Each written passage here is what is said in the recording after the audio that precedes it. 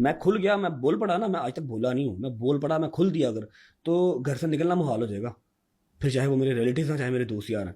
आप कहते हैं मैंने दुबई का वीज़ा नहीं लगवाया। नहीं, मैं नहीं कह रहा। नहीं नहीं, मतलब आप नहीं कह रहे, काफ़ी अवाम ने भी कहा, फिर ऑन के भी दिल में ये कॉन्फ्लिक्ट है कि I mean, she proved to be the luckiest no doubt, woman for no you. Doubt. मेरा जब निकाह हुआ था उनसे, निकाह हमारा 1-1.5 साल पहले ही हो गया था, शादी से भी साल पहले निकाह हमारा हो चुका था। मैंने आपको पहले कहा कि रिज़्क जो है वो औरत अपने नसीब का लेके आती है। वो औरत आपकी माँ भी हो सकती है, वो औरत आपकी बेगम भी हो सकती है, वो औरत आपकी बहन भी हो सकती है। ठीक है, ईमान अपना रिज़्क जो है वो लेके आई थी, नो डाउट इन इट। ठीक है, बाकी मकबूलियत, शादी की बहुत मकबूलियत हुई थी। वो इंडिया में बहुत ज़्यादा वायरल हुई थी, पाकिस्तान में तो थी, इंडिया में बहुत ज़्यादा वायरल हुई थी, बहुत ज़्यादा ट्रेंडिंग पे रहे थे वो सारी रील्स और वो सारे शॉर्ट्स। सही। और उसके बाद जितने पर्चे कंट्रोवर्सी जाहिर है, 295 वाला मामला भी उसके बाद हुआ। अच्छा, अब ये एनसीसीआई हमने अगर दे दी है वाइफ को, तो पर्चे किसको दें फिर?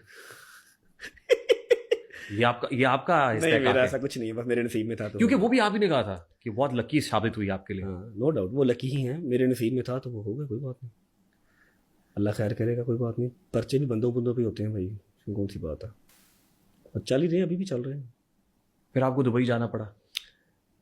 वेरी फर्स्ट टाइम भाई मैं सऊदीया चला गया था, पहली ईद थी मेरी जो मैंने घर से बाहर की थी, सऊदीया चला गया। वो जो पर्चा राइफल का और उसका था ना, वो तो मैंने फेस किया था, उस पर नहीं मैं गया था। जो वो एक डेंजरस सा पर्चा था ना, 295 जो हमारे मौलवी हजरात, मौलवी भाई हमारे नाराज हो गए थे, जो 295 वाला, तब मुझे कुछ सीनियर्स की तरफ से भी प्रिकॉशंस थी कि आप चले जाएं पाकिस्तान से, अपना घर खाली कर दें। मैं खुल गया, मैं बोल पड़ा ना, मैं आज तक बोला नहीं हूँ, मैं बोल पड़ा, मैं खुल दिया अगर, तो घर से निकलना मुहाल हो जाएगा। फिर चाहे वो मेरे रिलेटिव हैं, चाहे मेरे दोस्त यार हैं। आप कहते हैं मैंने दुबई का वीज़ा नहीं लगवाया। नहीं, मैं नहीं कह रहा। नहीं नहीं, मतलब आप नहीं कह रहे, काफ़ी अवाम ने भी कहा, फिर ऑन के भी दिल में ये कॉन्फ्लिक्ट है कि हाँ, नहीं, कि बकौल भाई के। उसने ये नहीं कहा कि हाँ भाई हमें पता है उन्होंने लगवाया था, नहीं लगा, वो उसमें पे यकीन नहीं था ना। ये दो चैट्स को, ये ऊपर वाला डॉक्यूमेंट खोलें, नीचे स्क्रीनशॉट खोलें और ये बताएं क्या है। ये डॉक्यूमेंट खोलें, ये रिफ्यूजल लेटर है। किसका? ये है जी होम ऑफिस का। अच्छा, किस कंट्री का? ये हमारी जो भाभी हैं उनका नाम लिखा हुआ है, डियर भाभी ईमान असद, योर एप्लीकेशन फॉर नाम क्या लिखा हुआ है? ईमान असद। ईमान रजब तो नहीं है, क्योंकि रजिस्टर्ड नहीं था। उनके बाबा का नाम ना असद है। रजिस्टर क्यों नहीं करा आपने? अभी हुआ ही नहीं था हमारे, मैं पाकिस्तान में रहा ही नहीं, शादी से अगले दिन ही पर्चा हो गया। मैं 1.5 साल की शादी में साल में बाहर रहा हूँ। ये पढ़े पूरा, ये कौन डियर कहाँ का है? Iman Asad, your application for a visit visa to the United Kingdom has been refused. What this means for you, any future UK visa application you make will be considered on their individual merits.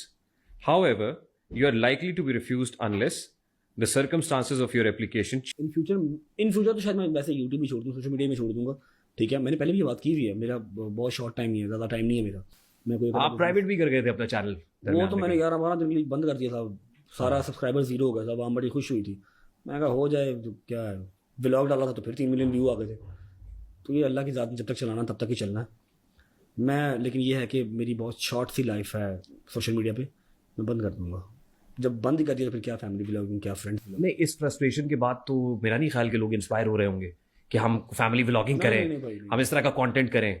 ये चकाचौंध थोड़ी देर के लिए तो लेकिन आ मैं ये बात जाएगी। क्लियर कर दूं कि जो भी मेरी फ्रस्ट्रेशन है, जितनी भी, हाँ, अगर आपके अंदर पिता इतना है, आपके अंदर इतना जिगरा है और आपके जेब में रुपये इतने हैं कि आप वकीलों को भुगत सकें, फिर आप ट्रैवलिंग पे करोड़ करोड़ का लगा सकें, 15-15 लाख की टिकट ले सकें, तो फिर तो आप कर लें। वो चीज़ मर्द को फ्रस्ट्रेट नहीं करती, मर्द को फ्रस्ट्रेट हमेशा अपना घर ही करता है, बाहर वाले नहीं मार सकते।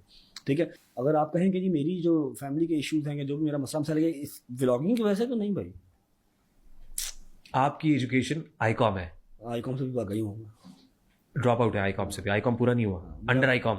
मेरा कंपटीशन था बॉडी बिल्डिंग का ना, सेम डे पे मेरा कंपटीशन था और सेम टाइम पे मेरा एग्जाम था। मैं एग्जाम ही नहीं दिया, मैंने सारा पढ़ा है लेकिन एग्जाम देने नहीं गया, मैं कंपटीशन खेलने चला गया। बच्चे क्या सीख रहे होंगे? मैंने तो अपने हर व्लॉग में कहता हूँ कि हर बंदे की किस्मत जो है वो रजब जैसी नहीं बनती। ठीक है, बाहर आप, और देखे कितना सैड सॉन्ग लगा हुआ है पीछे, ये बच्चा कि भाई 9 मैं साल का बताता हूँ, बच्चा है, हाँ, वो काम कर ये रहा है। अभी ये FIR करवाना है मेरी अम्मा के ऊपर भी। ये ना बड़ी ईद की बात है, मैंने अल्हम्दुलिल्लाह जो मैंने सोचा आपके इसी घर के इस सहन को धो रहा है। ये ना बड़ी ईद की बात है, इसी ईद की, ज़्यादा पुरानी बात नहीं है, साल पहले की। ठीक है, 9-10 माह पहले की बात है। मैंने जो सोचा हुआ था बचपन से कि यार इस तरह की कुर्बानी करनी, जब मेरे मालिक ने पैसे दिए तो मैंने इस साल वो की, रीजों से की ना पूरी। ठीक है, तो वो मेरे घर के बाहर रश इस तरह का था जैसे आप समझ लें किसी दरबार के बाहर रश होता। गोश्त लेने वाले, तस्वीरें लेने वाले, सब शाउट आउट लेने वाले, सब मिक्स ही था।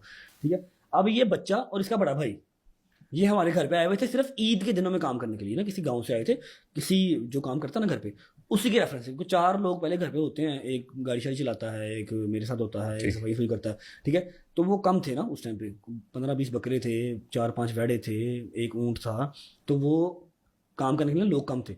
उसने अपने गाँव से मंगवाया एक लड़का ना, पूरा मेरे जितना होगा, वो अपना छोटा भाई लेके आ गया। उसने कहा जी ਤੁਹਾਡਾ बड़ा बड़ा फैन है, तो उन्होंने तुम्हें पैसे ना देना, मैं लेना हूँ।